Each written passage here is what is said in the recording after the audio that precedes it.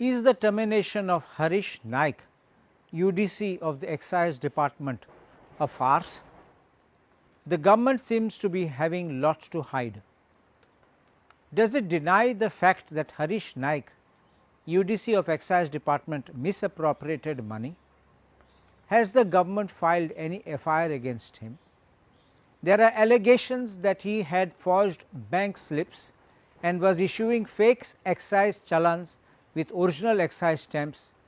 It is an open and shut case of forgery. So, why was no FIR filed? When I had asked questions in the assembly, first I asked it on 9th August 2023, LAQ number 24, unstarred LAQ. I specifically asked question A, whether any FIR has been registered in relation to the excise scam discovered at Pernem Excise office. If so, details thereof, if not, reasons therefore. The answer given by Dr. Pramod Sawant, Honorable Chief Minister of Goa, who is Minister of Finance, under whose department excise comes, answered this to me. Sir, the matter has been referred to the Vigilance Department stroke ACB for further investigation. Now, I will tell you something, whenever FIR is registered, I do not say necessarily the police must run and register an FIR. They can conduct a preliminary inquiry, and if in the preliminary inquiry prima facie it is found that it is a fit case to register an FIR, then they must register an FIR. Certain cases where it is open and shut, where there is a murder, there is somebody struck with blood with a knife, there is no question of conducting preliminary inquiries, directly you can register murder cases. So, when this answer came to me, the first impression of mine as a lawyer would be, yes, they have referred to Vigilance Department, which means probably a preliminary inquiry is being conducted, but the preliminary inquiry cannot go on forever. So, on 6th February 2024, I again asked this question, and this starred LAQ number 16A on 6th February 2024 with the subject Pernem scam and excise leakages. My first question was the nature and extent of excise scam in Pernem excise station with details of the manner in which the scam was committed and the approximate loss to the government. The answer was again by Dr. Pramod Sawant, the Honorable Minister for Finance, who is the Chief Minister, and the Minister of the Excise Department. He answered, Sir, the Excise Department has detected a case of misappropriation of license renewal fees of approximately rupees 27.78 lakhs. The next question I ask is the details of the action taken and the status thereof. And answer is 1 UDC and 2 excise inspectors have been placed under suspension, and the matter of misappropriation of funds have been referred to the Vigilance Department ACB for further investigation. So, this means it remains, status remains the same. My question was about FIR being filed. There is no FIR which has been registered. Is the government scared that names of someone may be exposed? Was Harish Naik, the UDC, collecting money for someone else? Do you think that this termination order will stand? Clearly it is no, and I will tell you why. Just look at the termination order. The first paragraph says the disciplinary proceeding was initiated against Harish Naik, upper division clerk, and informs what are the provisions. Then it says Harish Naik submitted his written statement of defence, which was found unsatisfactory, and accordingly an inquiry authority was appointed to inquire into the charge.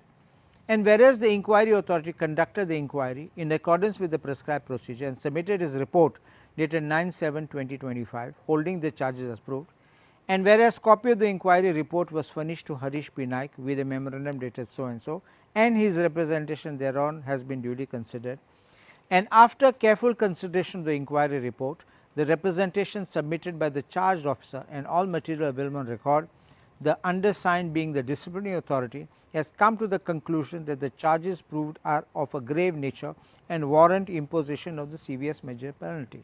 And then finally, he is dismissed from government service, which shall ordinarily be a disqualification for future employment under the government. This is all fine, it looks very nice, but if I was to be consulted as a lawyer, I would tell you just by one look this order will go and be thrown in a dustbin. I will tell you why.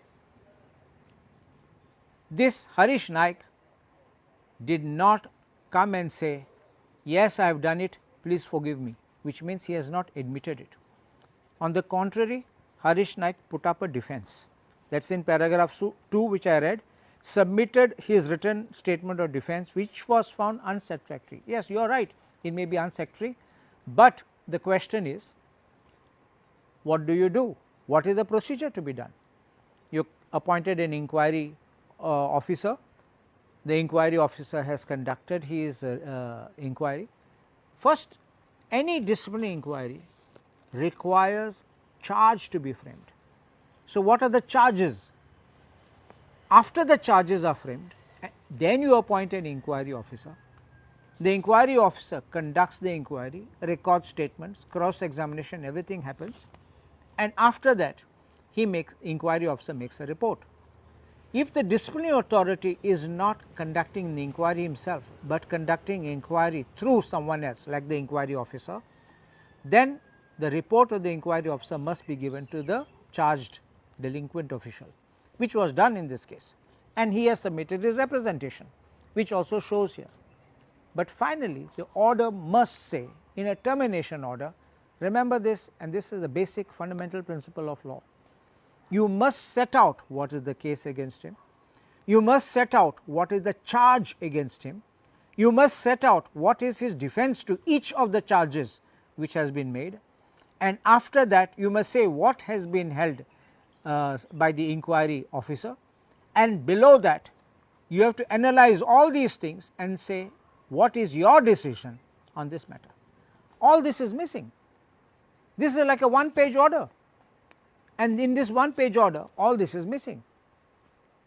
So, what do I have to think about it? What is this termination order? If it does not have these basic requirements, it is bound to be set aside, and if it is going to be set aside, the suspicion is going to come like this. Why was it done like this?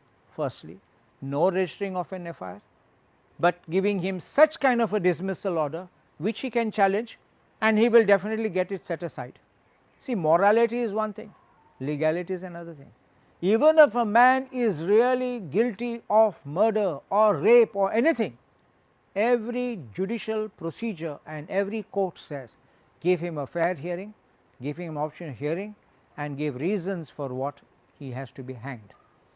If this is missing, this order is bound to go.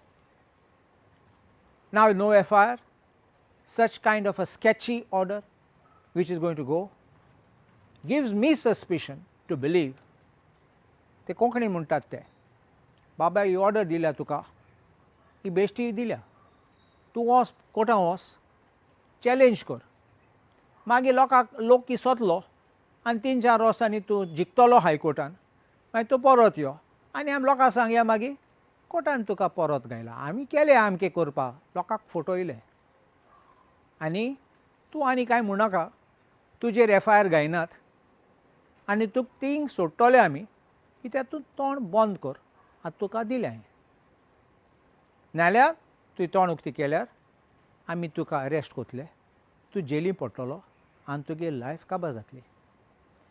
असले सरकार करूं सोदतना आनी असली order सरकार असले officer दितात जाल्यार एक पानाचो ऑर्डर सामकी सॅटिस्फायड जातली. ती दुबाव आसा, सरकार कितें करूं सोदता, देखून हांव म्हणटा ही ऑर्डर टर्मिनेशनाची ही कंप्लीट फार्स, फार्स म्हणल्यार जोक तो, आनी एका घरा बरें करून धाडपाक ऑनराद म्हूण धाडपाक मागीर पळय कितें जातलें हांव कितें म्हणटा. ही फकाणां केलां सरकारान, आनी सरकारा फरें इंट्रस्ट आसा जाल्यार असली ऑर्डर पास करपाचें न्ही आनी FIR घालून ताका भितर उडोवपाचो.